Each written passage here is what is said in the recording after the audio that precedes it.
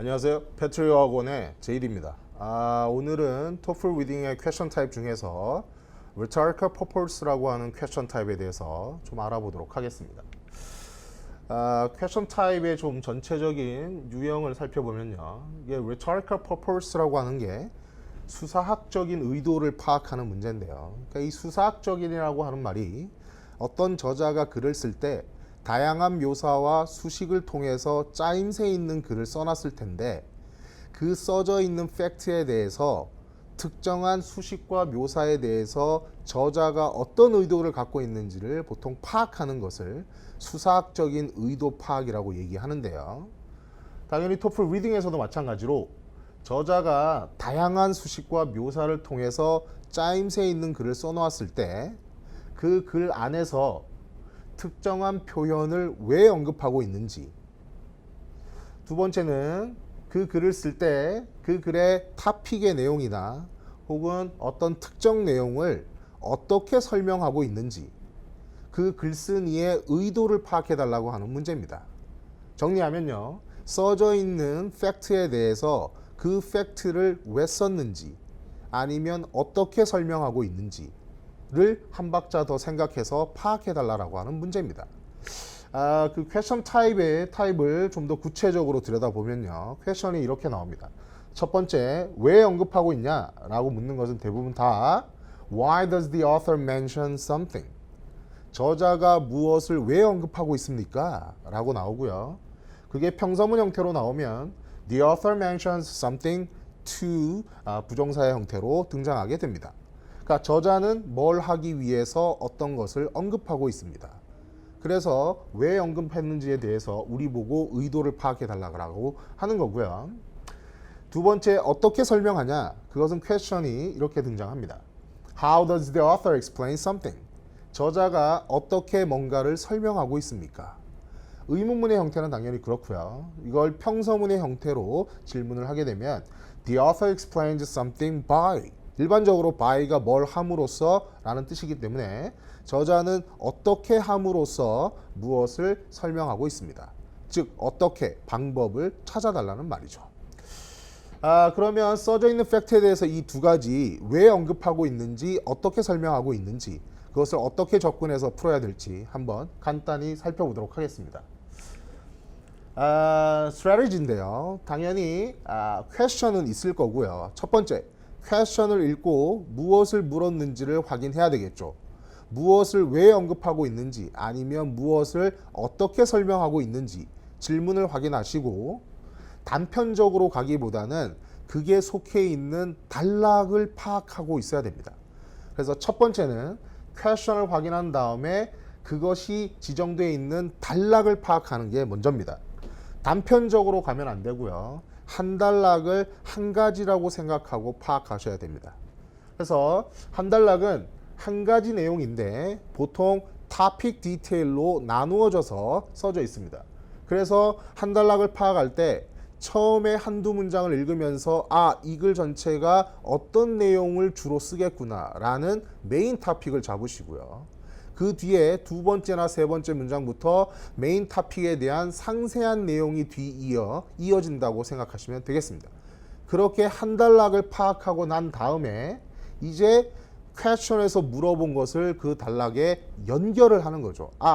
이 글은 어떤 내용을 쓴 건데 이 표현을 왜 썼구나. 이 글은 어떤 글의 내용인데 어떻게 썼구나 라고 연결을 하는 겁니다. 첫 번째, 이제 why question에 대해서 그럼 어떻게 접근을 할 것인가. 첫 번째는 항상 단락의 메인 토픽과의 관계를 생각해야 됩니다. 그 이유는 한 단락 안의 내용은 메인 토픽이 있고 메인 토픽의 디테일을 쓰는 게 일반적인 글의 구성이기 때문에 항상 모든 것은 토픽을 그대로 보여주거나 토픽을 구체적으로 나타내는 형태로 등장하게 됩니다. 그래서 가장 일반적으로 그 내용은 이 단락의 메인 토픽의 구체적인 내용을 보여주려고, 메인 토픽과의 이런 관계를 보여주려고 라고 단락 전체의 메인 토픽을 생각해 주시기 바랍니다. 두 번째는 당연히 한 단락 안에 있는 모든 센텐스 바이 센텐스는 단독으로 등장한 게 아니라 전부 다 내용상으로 연결돼 있습니다. 그래서 한 가지를 향해서 가고 있겠죠. 그래서 어떤 문장 안에 특정한 문구가 있고 그것을 왜 언급하냐라고 물으면 앞문장의 내용을 설명하기 위해서 걔가 등장했을 수도 있고 당연히 그 내용이 뒷문장에 연결되어서 쓰여져 있을 수도 있습니다. 그래서 문장 연결 관계에서 얘를 왜 언급하고 있구나 라고 파악하시면 됩니다. 세 번째는 가장 간단하게 한 문장 안에서 직접적으로 뭘 알려주려고 라고 판단하시면 되는데요. 크게 이 세 개 중에 하나인데 그 중에 가장 많이 등장하는 게 1번의 메인 토픽과의 관계를 절대 놓치시면 안 됩니다. 대부분이 다 메인 토픽을 그대로 보여주거나 메인 토픽의 디테일을 보여주기 위해서 등장한다는 걸 잊지 마시고 그거에 맞추어서 연결을 하시면 되겠습니다. 두 번째, how question 같은 경우는 결국은 글을 다 읽어야 됩니다. 왜냐하면 어떤 토픽을 설명하거나 글 속에 특정한 내용을 설명하는데 어떻게 설명하고 있습니까? 라고 질문을 하고 있기 때문에 글을 읽고 나서 얘는 어떻게 설명을 하고 있구나 라고 판단을 해야 되기 때문에 결국 단락을 다 읽을 수밖에 없습니다. 그러나 일반적으로 어떻게 설명한다라는 어떻게 해당하는 내용들이 좀 있겠죠. 가장 대표적인 거를 몇 가지 말씀을 드리죠. 첫 번째는 당연히 예를 들어서 설명할 수 있겠죠. 뭐 example을 나열한다든가 목록을 나열한다든가. 두 번째는 다른 것과 비교 대조해서 설명할 수도 있겠죠. 세 번째는 특정한 경우를 강조하는 경우도 있겠죠. 어떤 걸 설명하는데 그 토픽에 대해서 특정한 경우 하나를 강조하면서 설명할 수도 있습니다. 네 번째는 시간의 발달 순서대로 쓸 수도 있겠죠. 뭐 100년 전에는 어땠고 50년 전에는 어땠고 30년 전에는 어땠고 지금은 어떻다. 그래서 시간 순서대로의 발달 사항으로 쓸 수도 있겠죠. 인과관계로 쓸 수도 있겠고요. 뭐 원인은 어떤데 그래서 결과가 어떻다. 지금은 설명하는 방법을 우리가 보는 거기 때문에 단락 전체의 구조를 생각해야 됩니다. 마지막으로 어떤 실험을 통해서 결과를 도출하는 형태로 쓸 수 있겠죠. 이거 외에도 다양하게 나올 수 있는데 결국은 한 단락을 읽으면서 어떻게 설명하고 있지? 예를 들고 있구나. 다른 것과 비교 대조하고 있네. 이건 특정한 경우를 강조하네. 이건 시간 발달 순서대로 쓰고 있네. 라고 글을 다 읽고 판단을 하고 ABCD를 봐야 됩니다. 그래서 결국은 why question이든 how question이든 간에 결국은 한 단락 안에 특정한 문구나 어떤 특정한 내용을 왜 언급했는지 어떻게 썼는지를 보는 거라서 한 단락 안에 전체 파악을 하고 그것과 연관성에서 여러분들이 생각해야 됩니다. 한 단락 안에 토픽이 있고 그 토픽을 전개하는 데 있어서 어떤 특정한 문구를 왜 언급했구나. 이 전체 글을 어떻게 설명하고 있구나 라고 판단해 주시기 바랍니다. 그러면 한번 문제를 가지고 이것을 한번 적용을 좀 해보도록 하겠습니다. 네, 샘플 퀘스천을 좀 보도록 할게요. 첫 번째 하나의 어떤 단락의 글이 있고 why 퀘스천이 있고요. answer choice 4개가 있습니다. 여러분이 실제 문제를 푸는 것처럼 한번 시간을 가지고 푸시고 저랑 같이 얘기를 한번 해보도록 하겠습니다. 제가 2분을 드릴 테니까 2분 동안 한번 퀘스천을 보시고 그를 토픽 디테일로 읽으면서 연관성을 생각하시고 ABCD에서 또 왜 언급했는지를 한번 생각해 보시기 바랍니다. 네, 풀어보셨나요? 그러면 다 같이 이 글에 대해서, 이 문제에 대해서 한번 분석을 해보도록 하겠습니다. 먼저 질문을 좀 보시죠. Why does the author mention the last glacier maximum? 저자는 왜 마지막 빙하 최대치, 여기 지금 다 대문자로 써 있기 때문에 이게 하나의 고유명사라는 것을 일단 아셔야 되고요. 어쨌든 last glacier maximum을 저자는 왜 언급하고 있냐? 그러면 가서 단편적으로 걔를 찾아서 그것만 보고 ABCD를 보면 답을 내기가 어렵습니다. 아까 제가 말씀을 드렸듯이 한 단락은 결국 한 가지 내용을 쓰고 있고 결국은 토픽 디테일로 써 있으니까 이 단락 전체가 무슨 내용을 쓰는 건데 얘가 왜 등장했구나 라는 연관성을 생각해야 됩니다. 한번 살펴보도록 하죠. 글을 보겠습니다. 제가 좀 나눠 놨는데요. 메인 토픽이라고 제가 써놓고 지구 기후 변화에 따른 해수면의 변화가 이 글의 메인 토픽이다. 그것은 읽고 나서 제가 적어 놓은 거고요. 글을 한번 보도록 하겠습니다. 제일 앞에 세 문장인데요. The Earth undergoes a natural cycle of warmer and colder climates. 지구는 더 따뜻하고 더 추운 기후들의 아주 자연스러운 사이클을 겪고 있습니다. 그러니까 첫 번째 문장에서 말하고 싶은 것은 지구가 기후 사이클을 겪는다는 거죠. 그것을 이어서 다음 문장으로 가져가면 during these cycles, 자 이러한 사이클 동안에 water is distributed and stored according to the prevailing climate. 물이라고 하는 것은 지배적인 기후에 따라서 분배가 되어 있기도 하고 저장이 되어 있기도 합니다. 결국 지구가 기후변화를 겪고 기후에 따라서 물의 분배가 되어 있거나 저장이 되어 있다는 뜻입니다. As such, 그와 같이 climate change and ocean levels have a close connection. 기후변화와 해수면의 높이라고 하는 것은 밀접한 관련성을 갖고 있습니다. 그러니까 제일 앞에 세 문장을 제가 순서대로 읽었는데요. 이 글에서 말하고 싶은 것은 바로 기후변화와 해수면의 관계를 쓰고 싶은 겁니다. 그러면 그 밑에 써져 있는 상세한 내용들은 바로 기후변화와 해수면의 높낮이의 밀접한 관계에 구체적인 내용을 쓰는 거라는 거죠. 그래서 여러분이 글을 순서대로 읽어가 보면 그게 크게 두 덩어리로 나눠져 있다는 걸 알 수가 있는데요. 그래서 첫 번째는 throughout periods of freezing temperatures. 아주 추운 온도의 기간 내내는 어떻게 된다 라고 써져 있는 거고요. 마지막 두 줄을 보시면 warming trends on the other hand, 반면에 뭔가 따뜻한 경향이 있을 때에는 어떻게 된다 라고 써져 있는 거죠.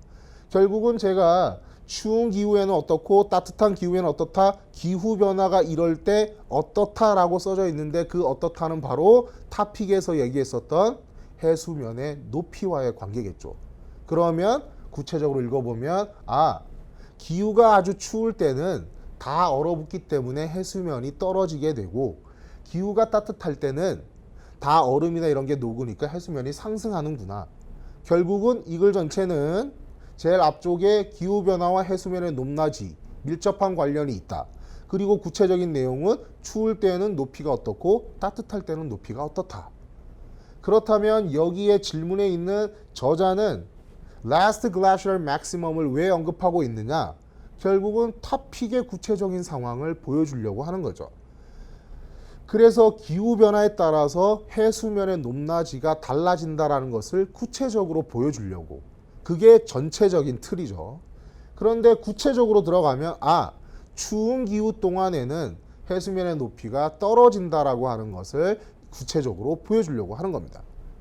제가 지금 밑줄 쳐져 있는 이 장면을 보시죠. 그 토픽에 이어서 순서대로 글을 읽었다고 생각하시고 그 The Last Glacial Maximum이 들어있는 그 문장을 보겠습니다. In the last such epoch, 마지막 그런 기간에서 그게 바로 The Last Glacial Maximum이라는 기간인데 그 기간은 which took place approximately 20,000 years ago, 대략 한 2만 년 전에 발생했었던 건데 the sea level was known to be 125 meters lower. 해수면이 125m나 더 낮다라는 게 알려져 있구나. 결국은 빙하기 동안에 해수면이 낮아졌다. 기후변화가 일어났을 때 해수면의 높이가 어떻다. 추울 때 해수면의 높이가 낮아졌다라는 것을 구체적으로 보여주려고. 그러니까 그 기준을 잊지 마세요. 여기에 써져 있는 내용들은 전부 다 토픽을 구체적으로 보여주려고 등장시켰구나. 그 기준을 여러분이 생각했다면 ABCD를 보지 않고서도 우리가 주관식으로도 대답할 수 있을 겁니다. Last Glacial Maximum 왜 등장시켰습니까? 토픽에 있는 기후변화와 해수면의 높낮이의 관계를 구체적으로 보여주려고. 그거에 맞추어서 여러분이 ABCD를 바라보시면 A번을 선택할 수 있는데요. A번은 이렇게 돼 있죠. To support the notion that climate has an effect on sea levels. 기후가 해수면에 대해서 영향을 끼친다라는 개념을 뒷받침하기 위해서. 토픽을 뒷받침하기 위해서라고 하는 거라서 아주 정확하게 얘기를 하고 있죠. 그래서 정답이 A로 채택이 되는 겁니다. 그러니까 항상 기준을 퀘스천을 보시고 단락의 토픽 디테일로 보고 이 단락 전체가 한 가지로 무엇을 얘기하고 있지? 거기에 맞추어서 이걸 얘기하고 있는데 얘를 왜 썼구나 라고 기준을 가져가시면 정확하게 적을 수 있겠습니다. 자, 샘플 퀘션을 하나만 더 해보도록 하겠습니다. 아까는 why 퀘션이었는데요. 이번에는 how 퀘션을 해볼게요. 기준은 동일합니다.